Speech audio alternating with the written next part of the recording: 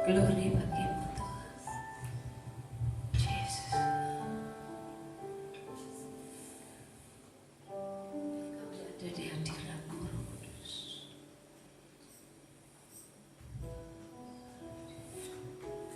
Haleluya, haleluya. Mari sembah Dia. Haleluya,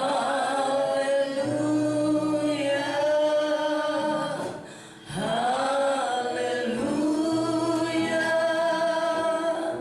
haleluya,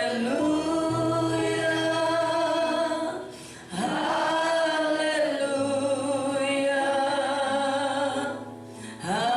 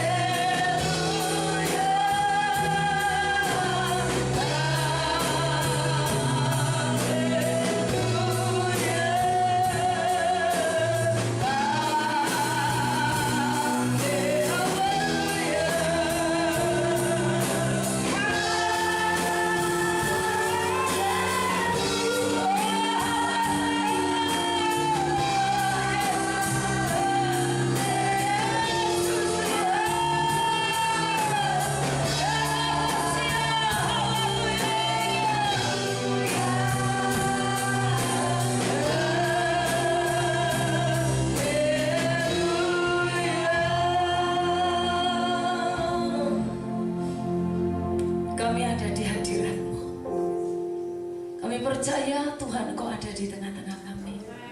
Kami berikan penghormatan yang tertinggi bagimu. Kami mengasihi Engkau lebih dari apapun Tuhan. Kami bangga, kami kagum kepadamu. Dan kami berikan pujian sanjungan kami bagimu. Saat ini kami mau duduk diam di bawah kaki Tuhan untuk mendengarkan firman Tuhan. Bapa, mari Roh Kudus ambil alih dalam pemberitaan firman hari ini.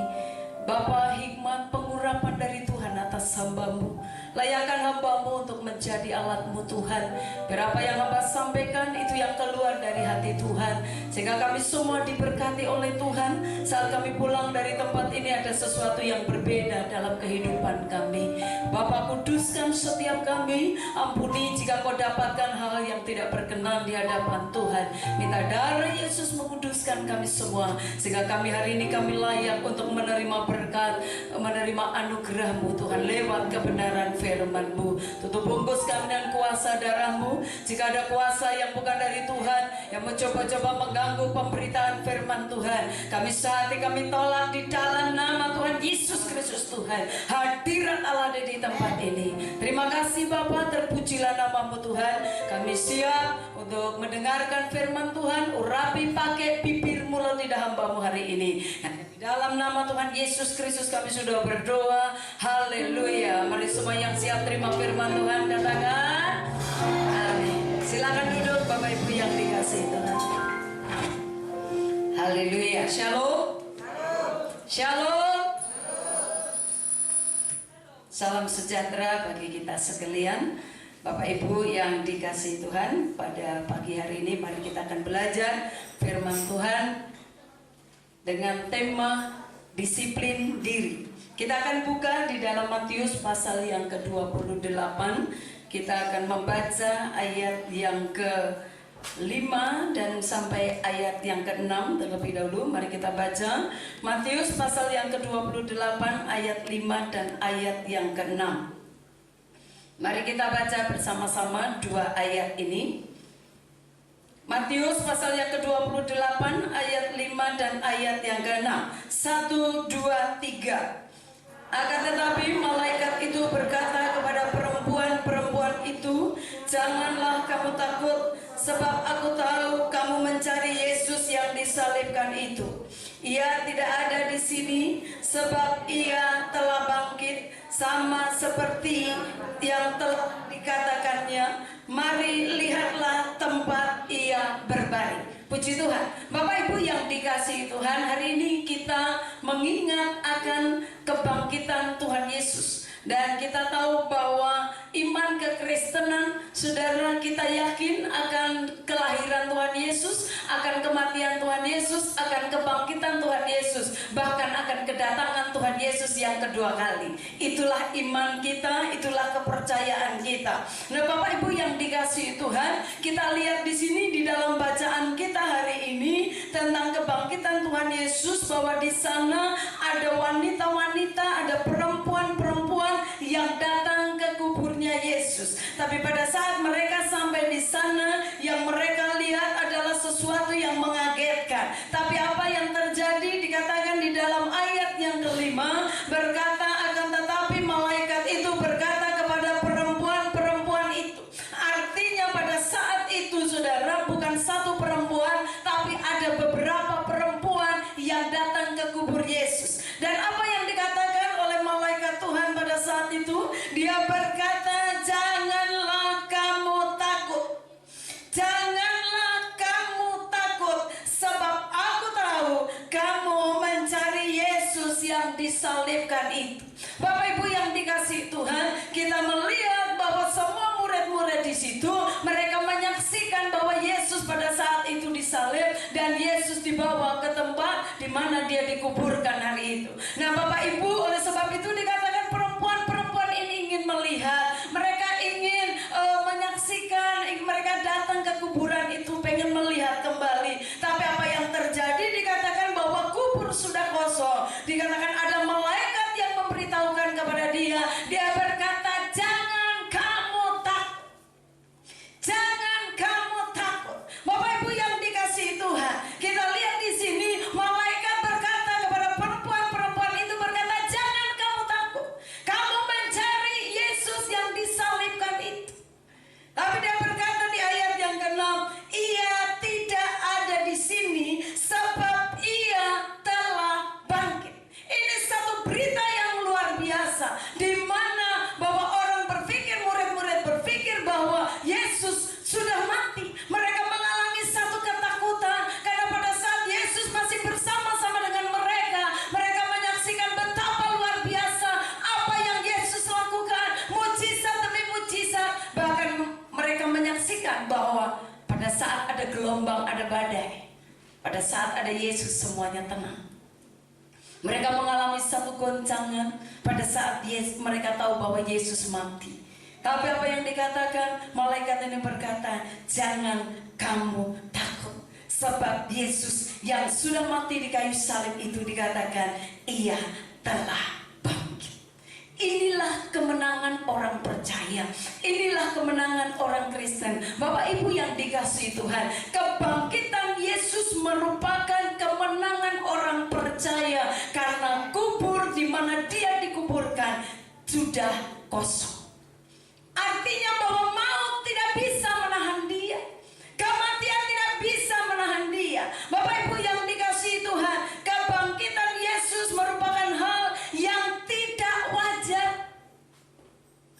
Bapak Ibu belajar bahwa nabi-nabi mereka tidak ada yang bangkit dari kematian, tapi Yesus, dia bangkit dari kematian.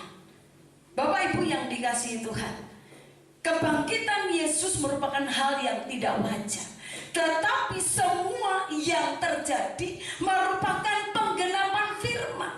Semua sudah difirmankan, semua sudah dikatakan Yesus pada saat dia bersama-sama dengan muridnya, dan itu merupakan penggenapan demi penggenapan. Bapak Ibu yang dikasihi Tuhan, artinya di sini bahwa kita harus meyakini bahwa setiap perkataan Yesus, setiap firman pasti akan digenapi. Amin. Setiap firman pasti akan digenapi, karena firman itu adalah perkataan Tuhan sendiri.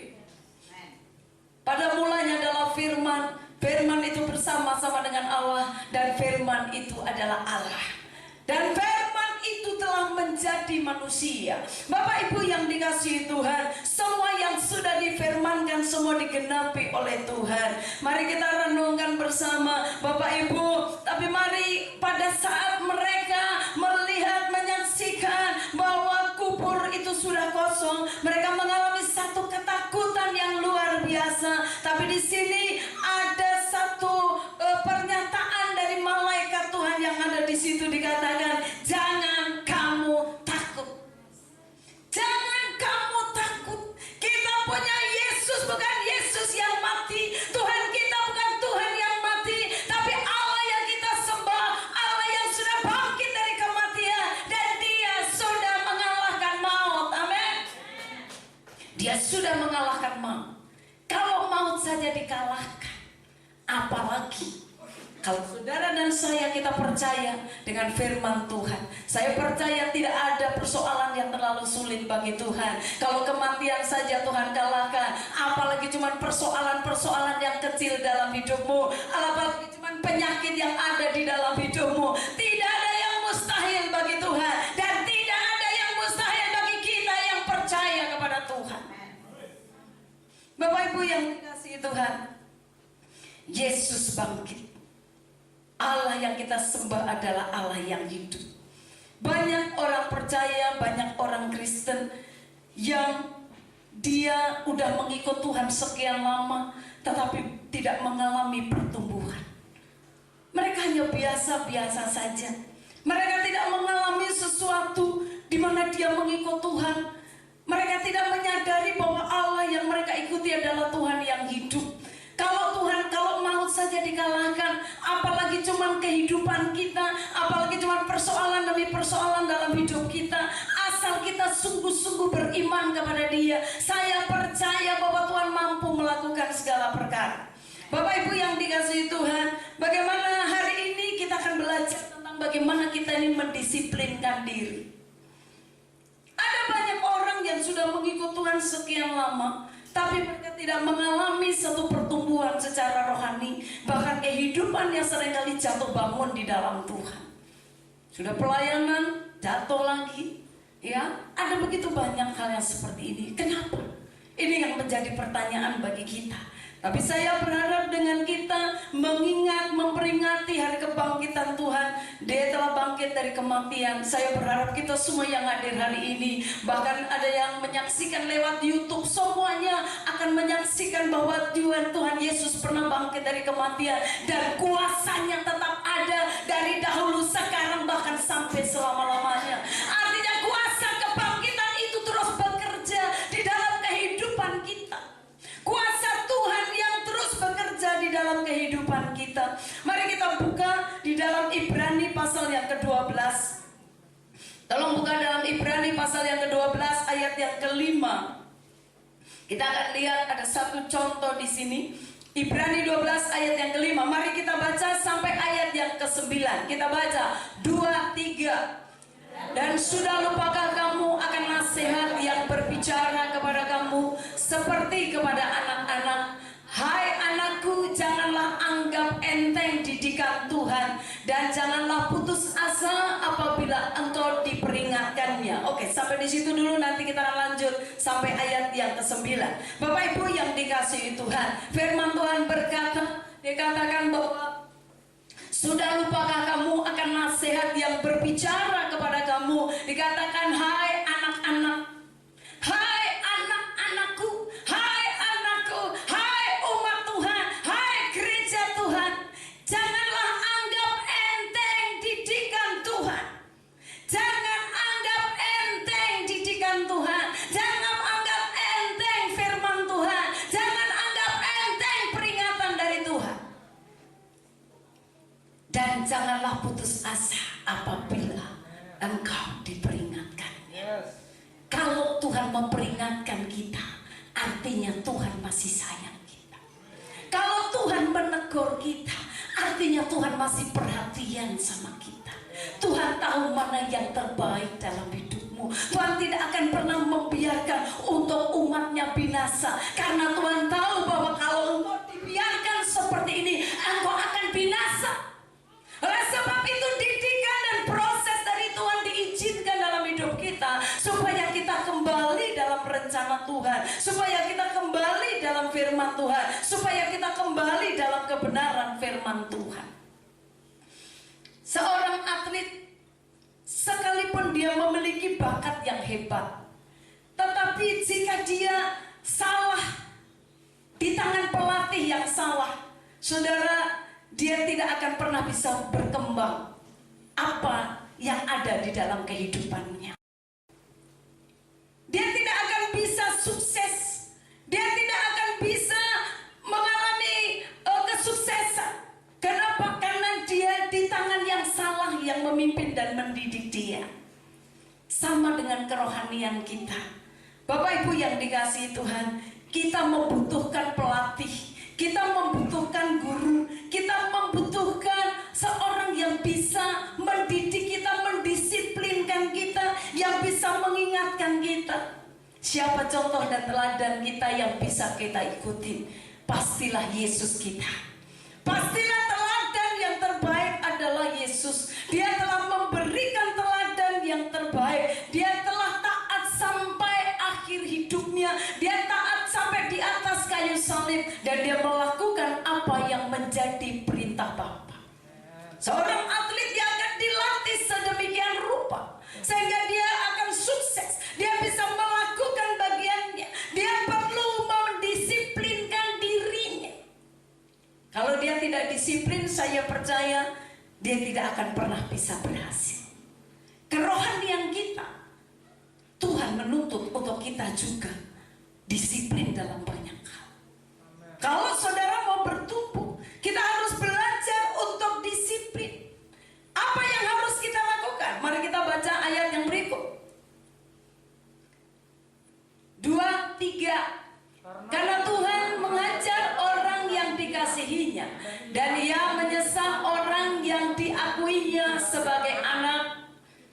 Jika kamu harus menanggung ganjaran, Allah memperlakukan kamu seperti anak. Di manakah terdapat anak yang tidak diajar oleh ayahnya?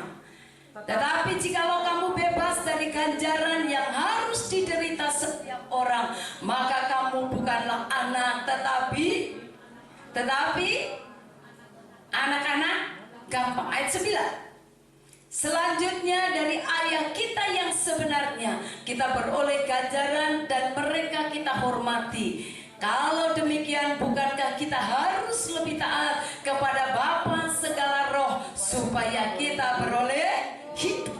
Kalau saudara dan saya kita taat kepada Bapa, kalau kita taat kepada Tuhan, kita akan memperoleh hidup. Tuhan mendidik kita, Tuhan mengajar kita, Tuhan melatih kita, supaya kita memiliki disiplin rohani, supaya kita bertumbuh dalam kehidupan kita.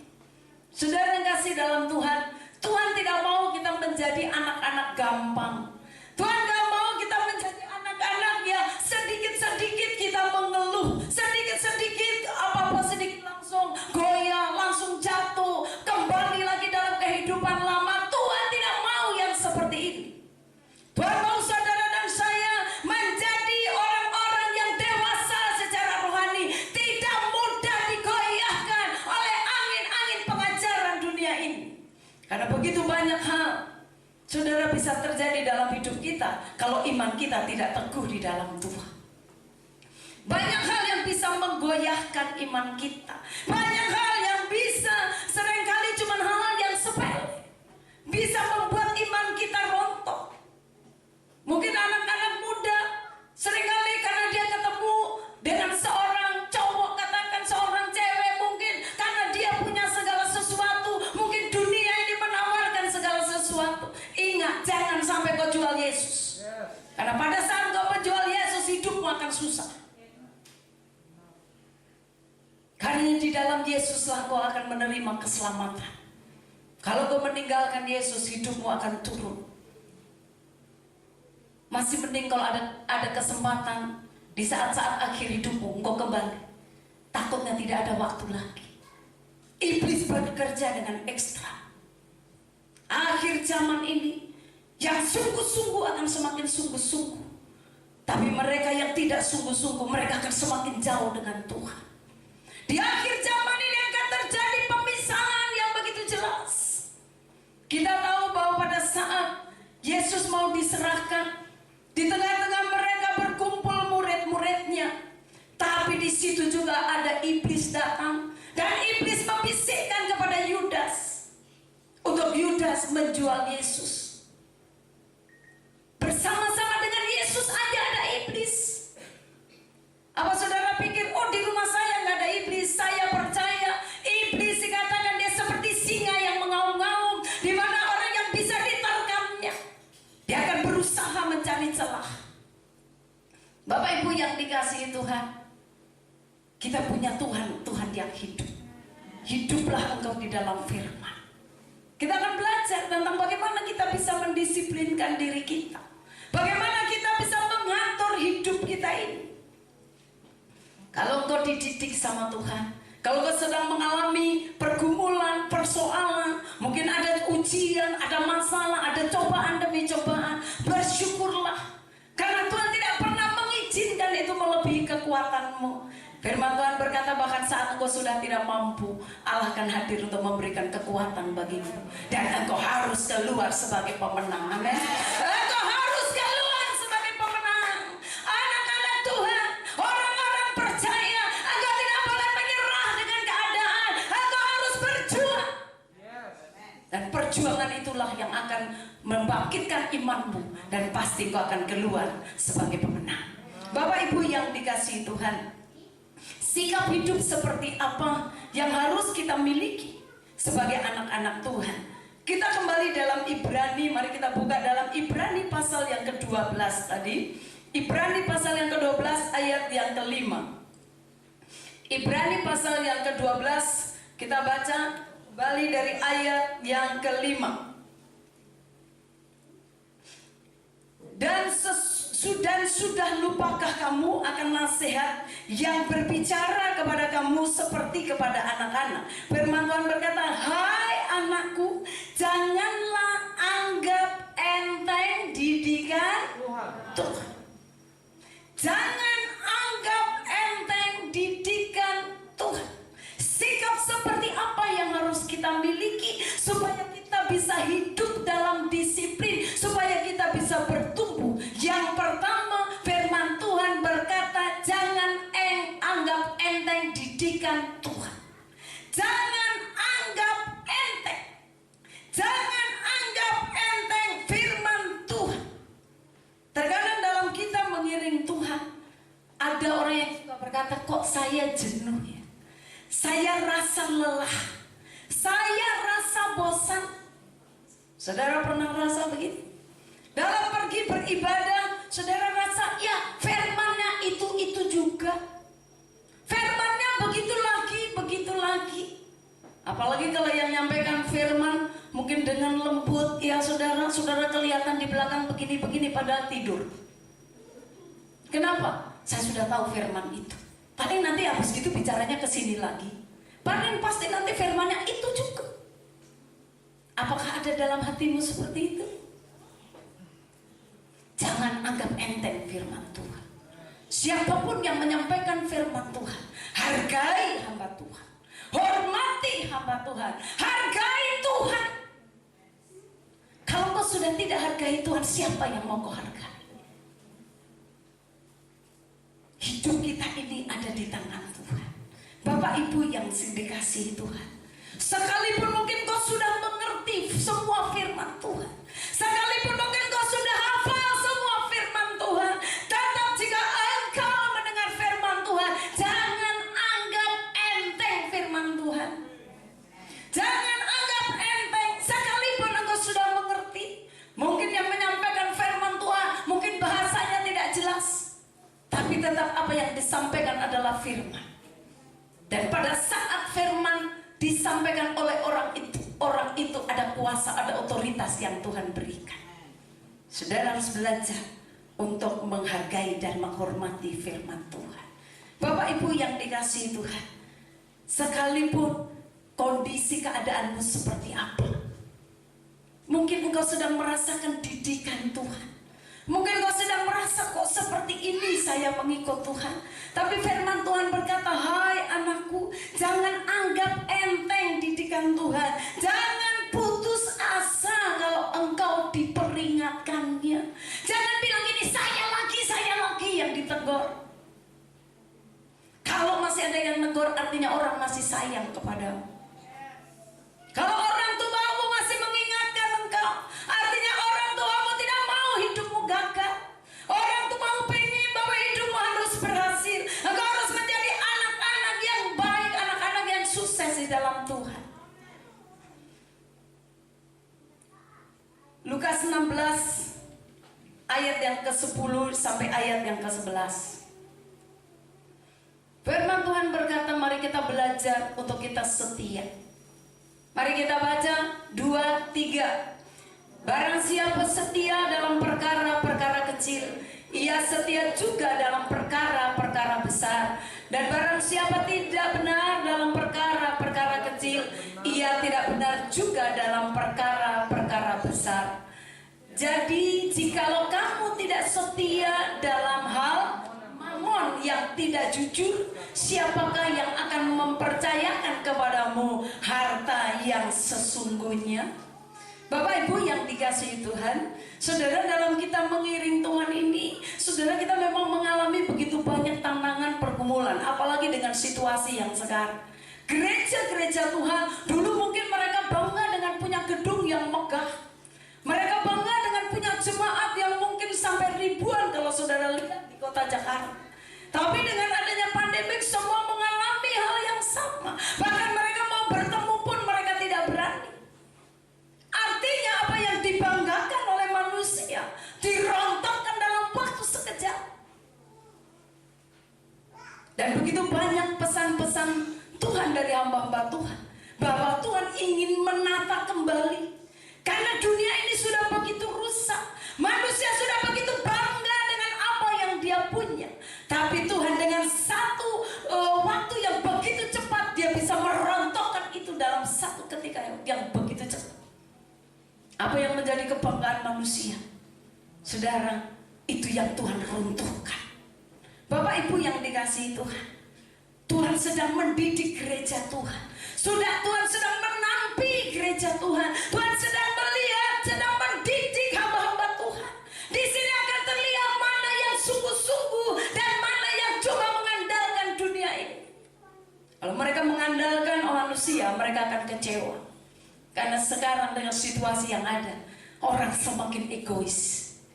Orang akan berkata, yang penting aku selamat, yang penting aku sehat, yang penting aku dan yang penting aku. Inilah situasi yang sedang terjadi di sekitar kita. Tapi firman Tuhan mengingatkan bagi kita, apapun yang sudah Tuhan percayakan, mari kita belajar setia.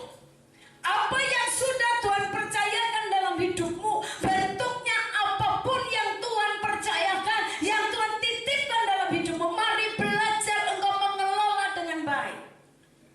Tadi di dalam ayat yang ke-11, jikalau kamu tidak setia dalam hal mamon yang tidak jujur,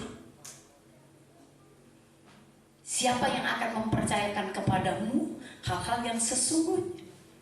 Kalau dari segi mamon kita tidak bisa dipercaya sama Tuhan, jangan berharap hal-hal yang besar engkau akan dipercaya. Belajar untuk setia, belajar untuk mempertanggungjawabkan yang benar di hadapan pada hidupmu. Mari belajar setia saja. Tidak usah menuntut banyak hal.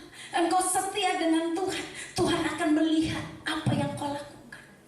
Dan Tuhan tidak pernah Dia lupa untuk memberkati saudara dan saya, orang-orang yang setia. Orang-orang yang setia dari perkara kecil, Tuhan akan terus limpahkan hal yang lebih besar, yang lebih besar, yang lebih besar, dan lebih besar lagi. Tapi kita harus mulai setia dari perkara-perkara yang kecil.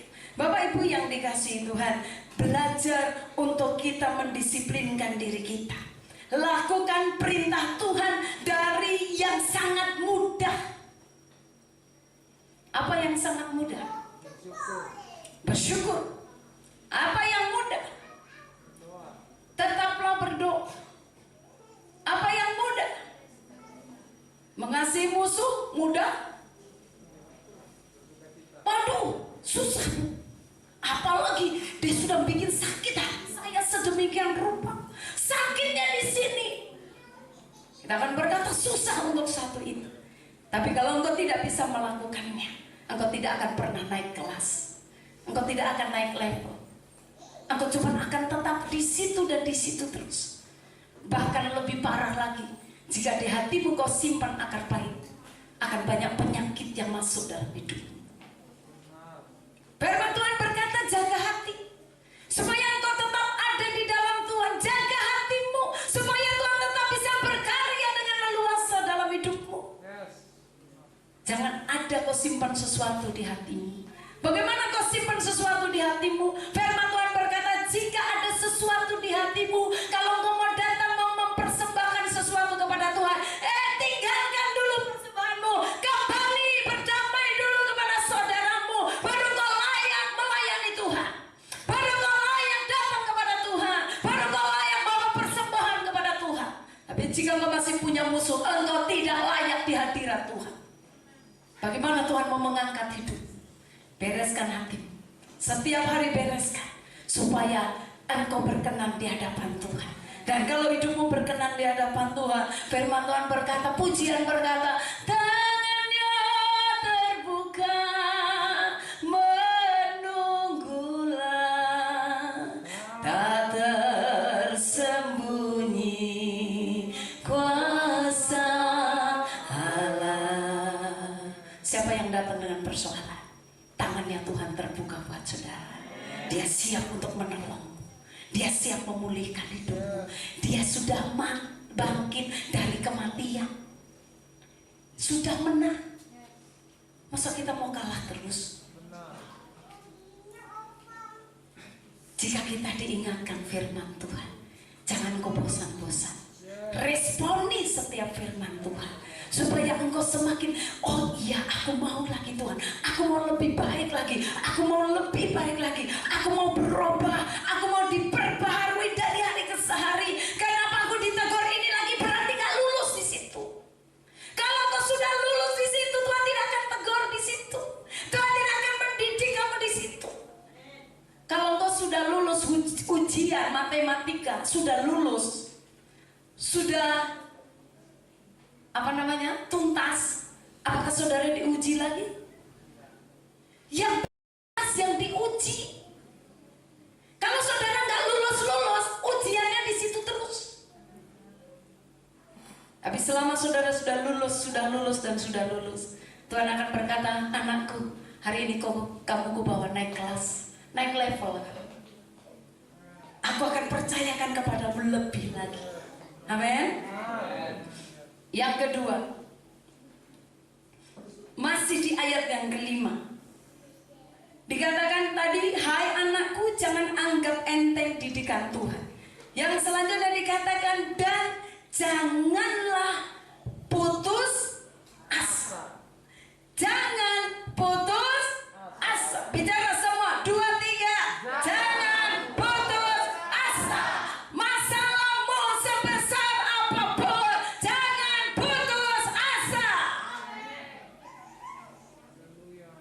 Jangan engkau putus asa. Didikan dan disiplin seorang atlet akan menghasilkan sesuatu yang baik. Kalau hidupmu tidak disiplin, engkau tidak akan pernah berhasil dalam hidup. Sepintar apapun engkau mendisiplinkan dirimu. Seorang atlet dia harus mendisiplinkan dirinya. Dia harus bangun subuh, dia harus latihan, dia harus menjaga badannya, menjaga makannya. Dia harus menjaga pola hidupnya, waktunya tidur dia tidur. Bahkan dia mengasah skillnya, latihan dari hari ke hari. Mudah nggak? Nggak mudah kadang. Kita harus bangun pagi-pagi. Begitu juga kehidupan rohani kita. Kita seringkali kita harus bangun pagi. Sudah dibangunin pagi, ya Tuhan masih ngantuk. Tidur sedikit lagi ya Tuhan. Terus tidur. Tahu-tahu bangunnya sudah kesiangan. Langsung, ya sudah kesiangan. Sudah nggak bisa berdoa lagi. Perlu mendisiplinkan diri kita. Pada saatnya engkau bangun, mari bangunlah. Berikan pujianmu buat Tuhan.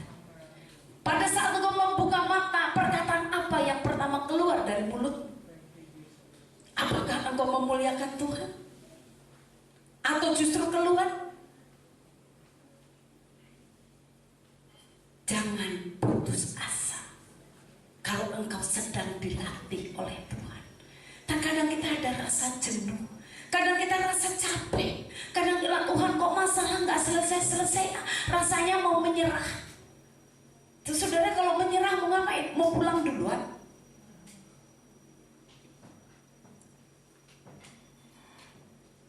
Jangan menyerah. Amin. Jangan engkau menyerah apapun yang terjadi. Sekalipun kau lagi rasa jenuh dan capek, tapi percayalah bahwa kemenangan Tuhan berikan bagi kita. Engkau hanya berkata, Tuhan aku mau dipulihkan Tuhan. Aku mau bangkit kembali Tuhan.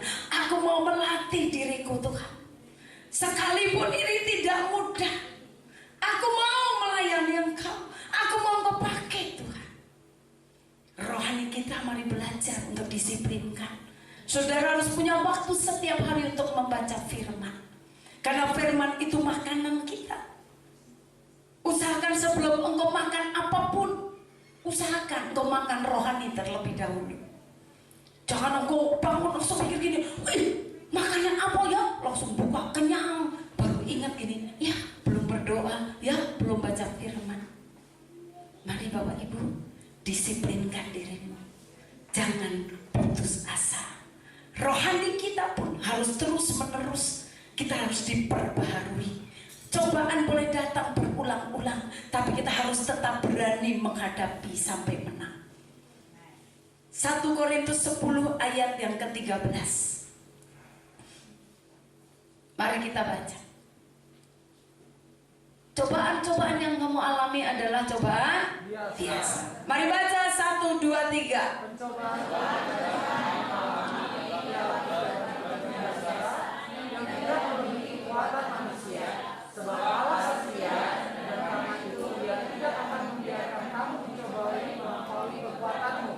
Pada waktu kamu dicobai, Ia akan memberikan kepadamu jalan keluar, sehingga kamu dapat menanggungnya. Adakah cobaan yang luar biasa? Semua biasa? Semuanya biasa-biasa saja. Tidak ada yang luar biasa. Katakan buat dirimu, masalah dalam hidupku biasa. Bilang buat kanan kirimu, masalahmu biasa. Tidak ada masalah yang luar biasa. Amin. Masalahmu biasa. Cobaan-cobaan yang ada, masalah-masalah yang ada, semuanya biasa. Semua orang punya masalah. Selama kau masih bernapas, engkau tetap akan punya masalah. Karena engkau ketemu dengan orang-orang yang seringkali tidak sesuai dengan apa yang ada dalam hidup. Tapi jangan engkau menginginkan, ya dia yang harus berubah, kita yang harus berubah. Saya yang harus berubah, katakan, saya yang harus berubah. Mari, 1, 2, 3. Sekali lagi. Jangan menuntut orang berubah sebelum kamu berubah.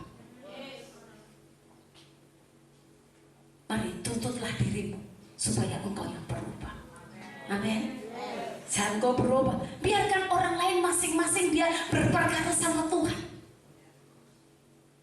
Semua sedang diproses Tuhan, semua sedang dibentuk Tuhan sesuai dengan bejananya. Ada kerikil-kerikil bejana waktu dibentuk, udah bentuk bagus, ada kerikil, dikeluarin lagi kerikilnya, diremukin lagi.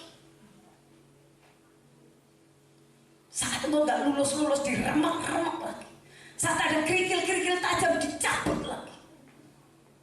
Kadang-kadang kita rasa sakit Tuhan. Yesus merasakan hal itu. Dia dicaci maki, dia diludahi, dia ditolak. Habis saudara dengar firman Tuhan, dia tidak pernah membalas. Yang dia ada di hatinya selalu belas kasihan. Yang ada di dalam hatinya selalu pengampunan. Ampuni dia Bapa, karena dia tidak tahu apa yang dia lakukan. Terus ada, tinggalkan itu di hati. Bicara terus seperti itu. Bapak Ibu, pencobaan itu biasa. Teladani Yesus. Kalau kau lihat manusia, pada saat dia lagi baik, engkau berkata, teladanku dia.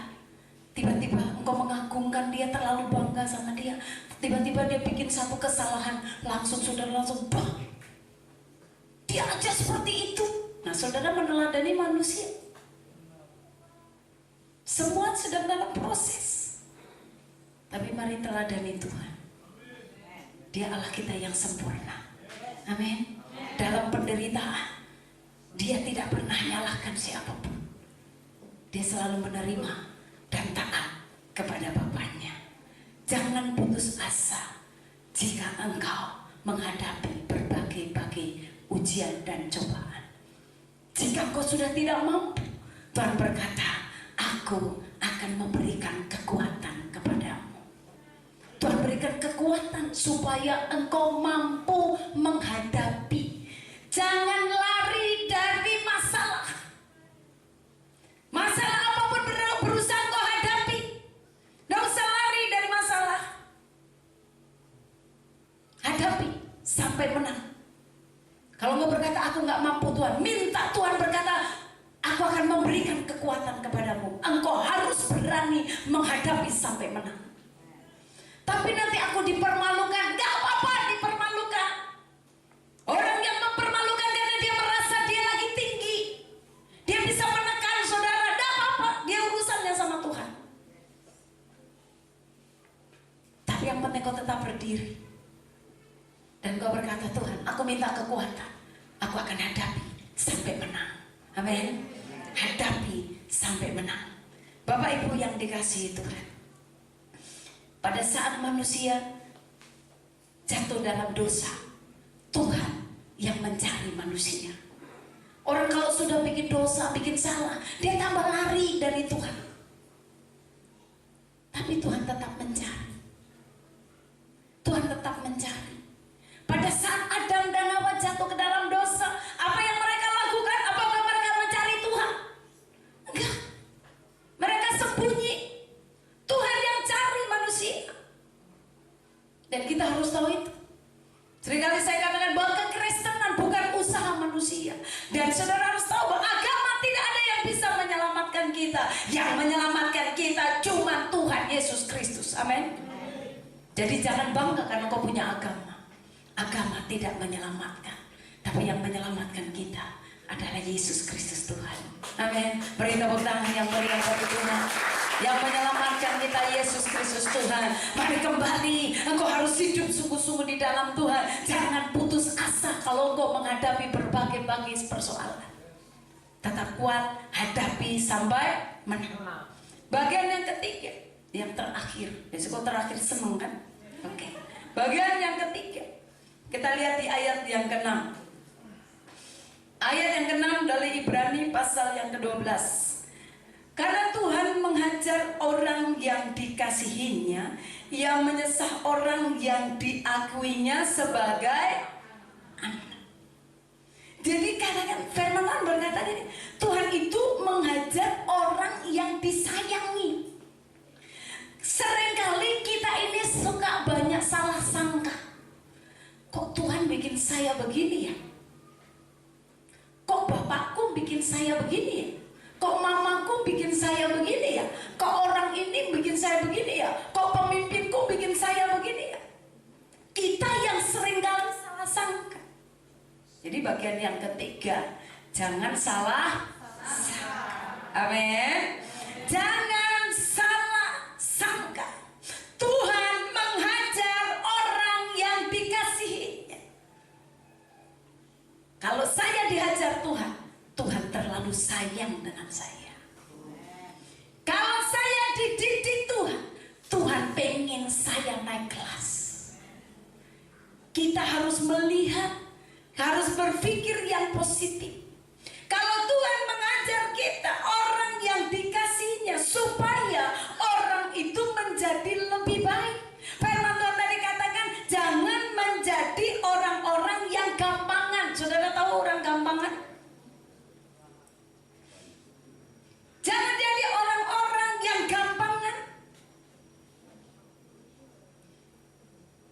Ayat yang ke-11, Ibrani 12. Memang tiap-tiap ganjaran pada waktu yang diberikan tidak mendatangkan sukacita, tetapi duka cita. Tetapi kemudian ia menghasilkan buah kebenaran yang memberikan damai sejahtera kepada mereka yang dilatih olehnya. Siapa yang mau dilatih Tuhan? Ada yang gak mau dilatih Tuhan? Mau dilatih Tuhan? Mau dididik Tuhan? Kalau Tuhan melatih dan mendidik kita, karena Tuhan mau saudara menjadi orang-orang yang luar biasa dalam Tuhan. Kalau Tuhan melatih dan mendidik kita, tadi dia berkata, jangan kau salah sangka, jangan kau salah, orang bilang salah kira, ya, sama Tuhan, nyalain Tuhan. Tuhan gak sayang saya. Kalau Tuhan sayang, kenapa doa saya tidak dijawab Tuhan? Wah, saudara, Tuhan, masihkah kau mau mendengarkan doaku? Nyanyian apa? Isi hatimu saja Tuhan tahu. Apalagi kau minta. Tuhan berkata, siapa yang ngetok pintu, pintu dibukakan. Air matamu saja Tuhan tahu artinya. Saudara gak tahu kan arti bahasa air mata? Pada saat ada orang nangis, saudara langsung tahu gini, dia ngaku dosa, dia ngaku dosa. Begitu. Kita nggak tahu, tapi Tuhan tahu arti air mata. Orang di lubuk hati aja Tuhan tahu. Mata Tuhan menjelajah ke seluruh bumi untuk melihat orang yang sungguh, bukan sungguh mulut, sungguh hati. Engkau bisa berkata, aku mengasihi Engkau Yesus, tapi hatimu bisa enggak? Kita ini banyak yang bohongin Tuhan. Kita banyak main sandiwara sama Tuhan. Ini yang kita harus bertobat, saudara. Jangan suka bohongin Tuhan. Kalau nyanyi memang kita gampang. Aku mengasihi Engkau Yesus dengan apa? Segenap hatiku. Pas ada masalah sedikit langsung bilang dengan segenap hati, sungguh-sungguh. Makanya firman Tuhan gak pernah salah. Bangsa ini memuliakan aku dengan mulutnya, tapi hatinya jauh daripada aku. Kalau kau memuji menyembah Tuhan, menyembahlah dengan tubuh, jiwa, dan roh. Biar perkataanmu berkata begitu, hatimu juga. Jangan berkata, berdiri lagi, berdiri lagi. Lompat-lompat lagi nyanyinya. Loh, lakukan saja sesuai dengan firman. Kalau enggak mau lakukan, Tuhan gak pernah rugi. Tapi kita yang rugi. Bapak Ibu yang dikasihi Tuhan, jangan salah sangka dengan Tuhan. Tuhan terlalu baik. Tuhan terlalu sayang dengan kita. Ganjarannya yang diberikan, didikannya, supaya kita gak jadi anak-anak gampang. Tuhan mau kita menjadi orang-orang yang luar biasa. Tuhan mau kita menjadi menjadi orang-orang yang kuat. Tuhan tidak pernah membenci kita. Tuhan justru yang dicari orang berdosa. Orang berdosa aja dicari Tuhan.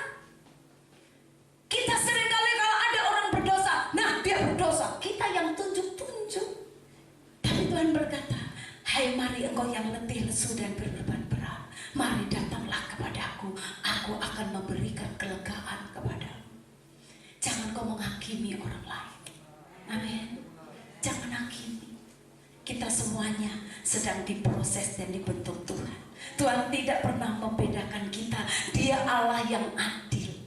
Cuma persoalannya, Bu, kenapa harus mengalami persoalan yang seperti ini? Apa yang pernah kau tabur itu yang kau tuai. Makanya tabur yang baik. Tabur aja yang baik. Karena apa yang kita tabur, firman akan terus digenapi.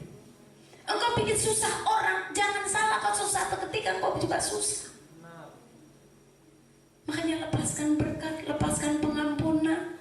Apa yang bisa kau lakukan, lakukan buat Tuhan. Belajarlah menjadi orang-orang yang bisa dipercaya oleh Tuhan. Nyawanya Tuhan saja sudah berikan buat kita. Saya seringkali berkata begini, apa yang bisa kita balas kebaikan Tuhan? Harta saudara, talentamu, semua hartamu kau berikan buat Tuhan, gak bisa membalas kebaikan Tuhan. Tuhan berikan nyawanya buat kita. Apa yang harus kita lakukan? Lakukan bagianmu. Hidup sungguh-sungguh dengan Tuhan. Berikan hidupmu buat Tuhan, melayani Tuhan. Apa yang bisa kau lakukan? Berikan itu buat Tuhan. Bapak Ibu yang dikasihi Tuhan, saya percaya semua di sini percaya bahwa Tuhan kita bisa melakukan mujizat. Percaya? Mujizat terjadi dalam hidupmu, percaya? Kematian Tuhan sudah kalahkan, maut dia kalahkan. Allah begitu menolong persoalan saudara. Persoalannya adalah ada 3 hal. Bagaimana supaya hidup kita bisa menerima mujizat Tuhan. Dengan cepat saya mau sampaikan. Yang pertama, hidupmu harus selalu merendahkan diri di hadirat Tuhan. Saat terus merendahkan diri di hadirat Tuhan, artinya bahwa engkau terus mencari Tuhan. Jangan cari mujizatnya, cari Tuhan yang bisa melakukan mujizat. Kejar Tuhan, cari kehendak Tuhan. Pada saat engkau mendapatkan hatinya Tuhan, apa saja yang kau perlukan, Tuhan akan lakukan. Pertolongan demi pertolongan, mujizat demi mujizat Tuhan lakukan dalam hidupmu. Jika engkau mendapatkan hatinya Tuhan, kejar Tuhan, jangan kejar mujizat. Jangan kau mendapatkan Tuhan, mujizat akan mengikuti hidupmu. Cari dahulu kerajaan Allah dan semua kebenarannya, maka semuanya akan ditambahkan. Bonus, saudara tahu bonus? Tuhan selalu kasih bonus buat kita saat engkau hidupmu berkenan sama Tuhan. Yang pertama. Yang kedua, saudara harus melakukan perubahan. Artinya begini, kalau orang lain gak mau berubah, biarin dia gak mau berubah, tapi saya harus berubah. Amin. Engkau berkata pada dirimu, saya harus berubah. Jangan dari tahun ke tahun gak ada perubahan ngikut Tuhan. Bagaimana Tuhan mau bekerja dalam hidupmu? Gak pernah berubah. Berubahlah oleh pembaharuan budimu. Jangan justru kau jadi batu sandungan buat orang lain. Kayak gini ternyata orang Kristen, aduh malu. Kayak gini ternyata mengikut Yesus, malu. Jangan saudara bikin malu. Tapi mari berubah. Bilang, Tuhan aku mau berubah Tuhan. Apapun dalam hidupmu, aku mau berubah. Gimana caranya? Isi hidupmu dengan firman. Belajar, lakukan firman setiap hari. Kalau engkau ditegur hari itu, bersyukur. Engkau baca firman pagi-pagi, ditegur firman, bersyukur. Artinya Tuhan mau hari ini engkau lakukan sesuatu sesuai dengan firman Tuhan. Bagaimana supaya mujizat terjadi? Bersedia melangkah dengan iman. Iman tanpa perbuatan adalah mati. Iman tanpa perbuatan mati. Kalau kau mengalami mujizat Tuhan, rendahkan dirimu di hadirat Tuhan. Bagian yang berikut, lakukan perubahan terus dalam hidupmu. Apa yang masih tidak beres dalam hidupmu, bilang, Tuhan aku mau berubah. Gagal lagi, gak apa-apa gagal. Bilang, Tuhan aku mau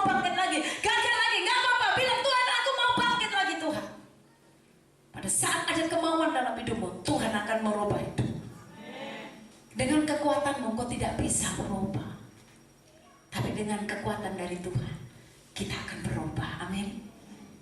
Bersedia melangkah dengan iman. Artinya, lakukan saja apa yang bisa kau lakukan. Firman Tuhan berkata, engkau akan diberkati dengan kedua tanganmu. Tapi kalau tanganmu cuma kau begini terus, oh gini toh, engkau nggak lakukan sesuatu. Bagaimana Tuhan mau memberkati kita? Lakukan apa yang bisa kau lakukan. Tuhan akan memberkati kita. Amin. Apa yang bisa kau lakukan, kerjakan. Tidak usah pikir ini malu dong. Jangan, zaman sekarang malu. Engkau gak akan terima apa-apa. Bersama dengan Tuhan, kita akan lakukan perkara-perkara yang gagah perkasa. Amin. Berkata sama-sama, bersama dengan Allah, aku akan lakukan perkara-perkara yang gagah perkasa. 2, 3. Bersama dengan Allah, aku akan melakukan perkara-perkara yang gagah perkasa. Beri tepuk tangan bagi Tuhan. Haleluya, bersorakan haleluya, haleluya. Tuhan Yesus mau berkati kita. Mari sama semua kita bangkit berdiri.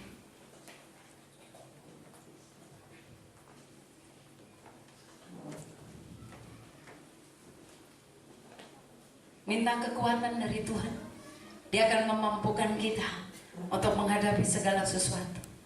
Biar hidupmu semakin memiliki perubahan, engkau disiplinkan dirimu. Bisa belajar dari Tuhan Yesus. Dia mati, taat, sampai mati di atas kayu salib. Dan dia menang, dikalahkan maut. Kuburnya kosong, tandanya bahwa dia hidup. Kita angkat pujian, rohmu yang hidup penuhiku, mengalir dalamku.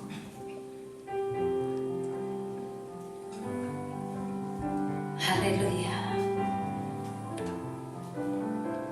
Glory bagimu Tuhan. Rohmu yang hidup penuhiku, mengalir dalamku. Jiwaku tenang bersamamu dalam naunganmu. Mari katakan, rohmu, mari angkat tanganmu, minta roh Tuhan mengalir dalam hidupmu. Amin. Mengalir dalamku, biar rohnya mengalir dalam hidup kita. Jiwaku tenang bersamamu dalam naungan. Oh, mari katakan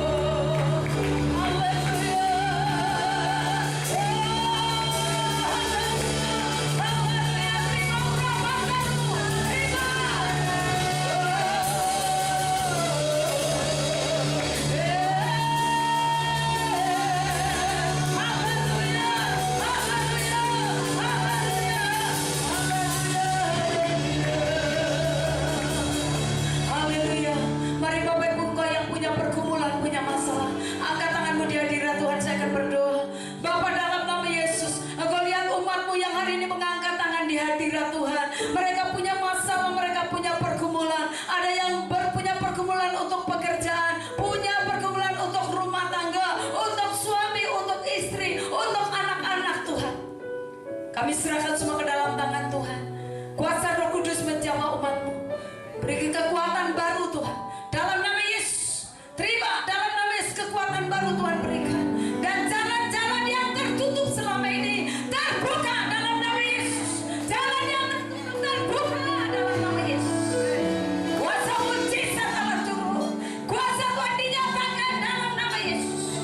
Dalam nama Yesus. Kami percaya bahwa pertolongan masih ada. Mujizat Tuhan masih ada. Dalam nama Yesus, lihat umat-Mu yang mengangkat tangan saat ini. Mereka berkata, aku menyerah Tuhan. Tolong aku Tuhan. Lihat cerita hati umat-Mu Bapa. Dalam nama Yesus. Dalam nama Yesus. Haleluya. Turunkan tangan-Mu. Jika ada yang sakit, angkat tangan kanan-Mu tinggi di hadirat Tuhan. Taruh tangan kirimu di tempat yang sakit. Jika ada yang sakit, angkat tangan kanan-Mu. Saya akan berdoa. Dalam nama Yesus, taruh tangan kirimu di tempat yang sakit.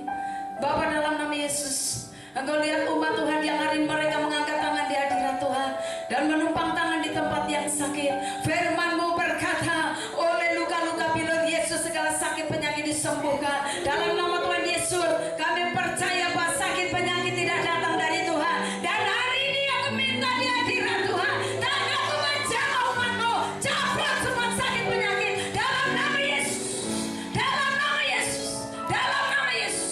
Terima kesembuhan. Terima terus, terima kesembuhan, terima. Dalam nama Yesus, mujizat itu masih ada. Mujizat masih ada. Percaya tangan Tuhan menjamahmu. Dalam nama Tuhan Yesus Kristus. Terima kasih Tuhan. Terima kasih Bapak. Turunkan tangan. Siapa yang selama ini mengalami jatuh bangun? Dan kau rindu untuk hidupmu diubah oleh Tuhan. Dengan kekuatanmu kau tidak mungkin. Dengan kekuatanmu kau tidak mungkin bisa berubah. Tapi hari ini Tuhan ada di tempat ini. Kadang-kala kita ditegur Tuhan. Tapi karena Tuhan sayang kita. Tuhan terlalu sayang buat kita. Kita yang seringkali tidak taat sama Tuhan. Biarkan Roh Kudus bekerja.